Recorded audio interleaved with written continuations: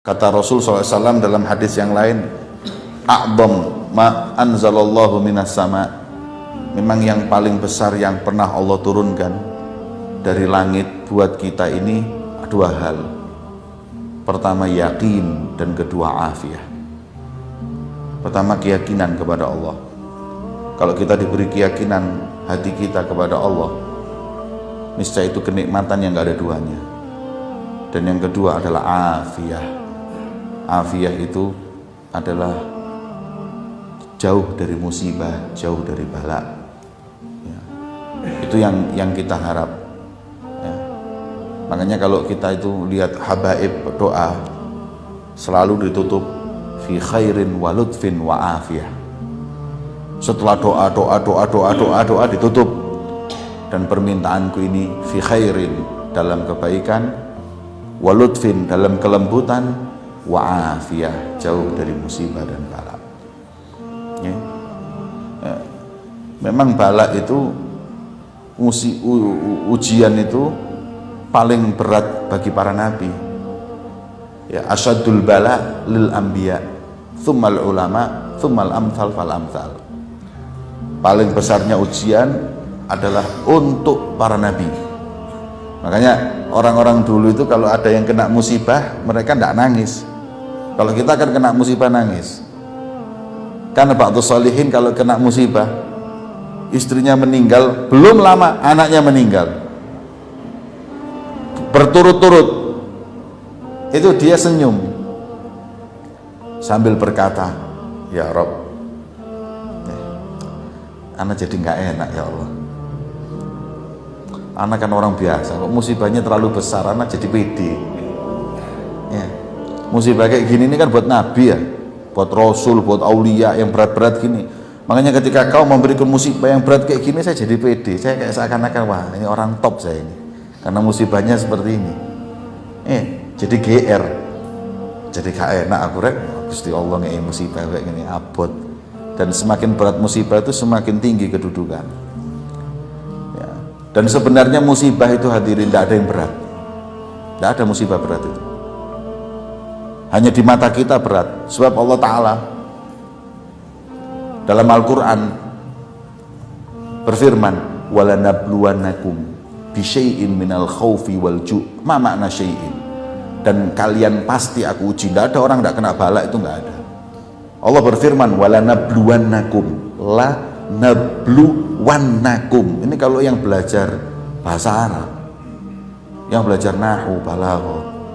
Walanabluwannakum itu asalnya dari ya blu aja, nablu, cuma ditambahin lam, ditambahin nun taukid. Apa itu? Untuk menekan, memastikan. Walanabluwannakum, pasti kau kuuji, kau pasti aku kenakan bala. Tapi setelah Allah menekan dengan walanabluwannakum, tapi selanjutnya dia oleh Allah bisyai'in minal khauf. Makna bisyai'in apa? Dalam tafsir itu saya lihat bisyai'in ay biqalilin. Karena la yukallifullahu nafsan illa wus'aha. Allah itu nggak mungkin memberikan musibah kepada hamba yang hambanya nggak mampu, itu nggak mungkin. Yang membuat tidak mampu itu keyakinan kita dan hati kita. Iman kita kuat, musibah sebesar apa itu ringan. Kalau iman kita itu kayak daun bawang, musibah sedikit aja seperti musibah besar. Dikenakan musibah dikit aja sudah, wah, sudah kayak mau murtad sudah. Tiap hari nangis mengeluh, ya Allah, musibah kecil. Nih. Dan orang hidup ini pasti ada musibah. Minal khauf, ya enggak, musibah itu rasa takut, takut ini, takut itu manusia. Lapar, meninggalnya anak, meninggalnya istri, ya, atau apapun, itu pasti musibah itu kita hadapi. Tapi wabasyiris sabirin, beri kabarlah bagi orang-orang yang sabar, yang kalau mereka itu mendapat musibah, mereka berkata, sesungguhnya semua milik Allah dan kepada Allah akan dikembalikan. Itu.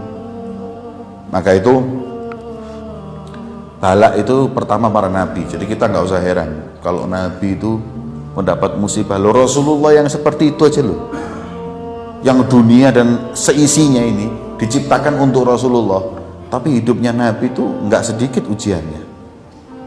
Dari awal lahirnya saja orang tuanya meninggal dua-duanya. Itu kan sudah satu cobaan. Kemudian setelah Rasulullah SAW menikah, punya anak, musibah.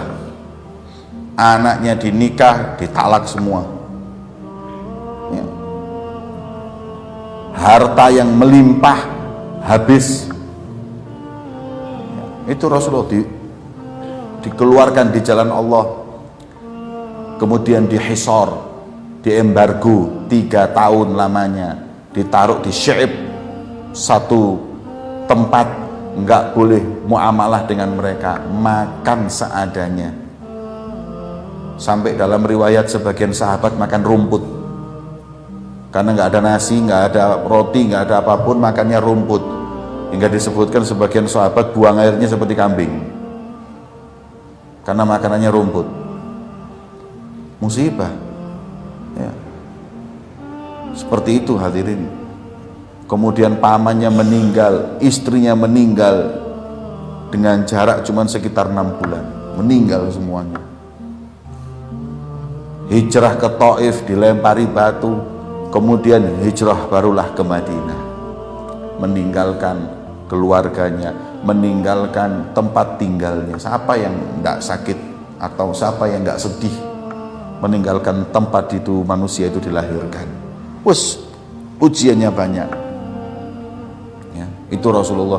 Lah kalau kita ini nggak mau kena musibah, apa diri kita lebih baik dari Rasulullah? Jadi kalau kita dapat musibah ya pantas, makanya dikatakan tadi itu. Makanya kita kalau lihat orang kena musibah, jangan kau katakan ya memang pantas, jangan. Kita yang lebih pantas kalau cuma musibah itu sebab dosa, karena dosa kita lebih banyak. Ya. Dan husnudzonlah dalam setiap musibah. Kemudian kita salahkan, nisbahkan ke musibah tersebut karena diri kita. Kalau kita dapat musibah, ini karena saya ini kurang rajin sholat, saya ini kurang rajin sedekah, ini semua nisbatkan kepada diri kita, jangan nisbatkan kepada orang lain. Karena Habib Abdurrahman yang pernah saya ceritakan, alamatud dunia bil fiqih, ketika beliau kena musibah, difitnah sampai masuk penjara, selesai dari penjara dia ditanya oleh murid-muridnya, wahai imam, apa perlu kami ini nentang pemerintah yang menjadikan kau di penjara saat ini? Beliau menjawab, enggak, ini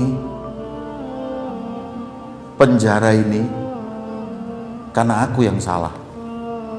Sebab Rasulullah berkata, barang siapa yang meninggalkan amar ma'ruf nahi mungkar, Allah akan kendalikan orang dolim yang mendoliminya.